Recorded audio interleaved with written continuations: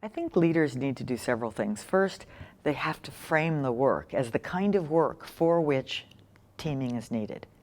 So they have to kind of often point to this need to be working across boundaries, to be jumping up and being helpful to colleagues. And pointing that out, it takes us one small step toward making it happen. Then they really have to do what they can to create what I call psychological safety, to create a culture or a climate in the organization where people believe that when they speak up or ask a question or offer an idea that might not be a perfect idea the first time around, that's okay. They won't be made to feel less good about their contributions to the organization or indeed about themselves. So frame the work as the kind of work that depends on teaming, create psychological safety, and then I think most simply model these behaviors. Show that you too are interdependent, that you rely on the inputs of your colleagues, high and low. Hierarchical structures can inhibit teaming.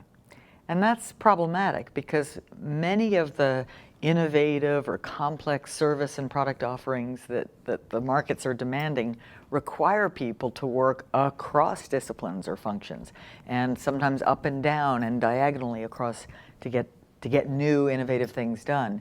And so if you have a structure or a system that gets in the way of a set of activities or processes that we know are mission critical to the success of the organization, that's a challenge. Doesn't mean it's an unsurmountable challenge. So I think through effective leadership, one can help people, one can encourage people to take the small and large interpersonal risks of teaming.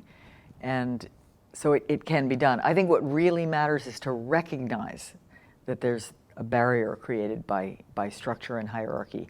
That barrier is there to be overcome.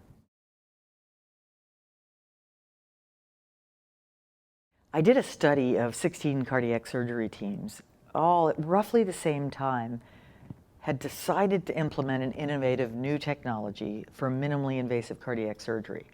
Fewer than half of these 16 teams, or 16 cardiac surgery departments, succeeded. And the reason was it required a new form of teaming. It required everybody in the operating room to be willing and able to speak up with what they saw and not just wait for orders from on high. Those teams that succeeded were ones where the leaders, the cardiac surgeons in this case, made very clear, first, the excitement about the initiative, the purpose, the reason why this was going to help patients and so on, that allowed people to feel excited about what we were doing. Then they made very clear that they didn't have all the answers, that they were utterly dependent on the inputs, the ideas, the actions of others to make this happen. And they made clear that they really valued that work. So that made a world of difference in terms of framing the project as one that would require learning and require teaming.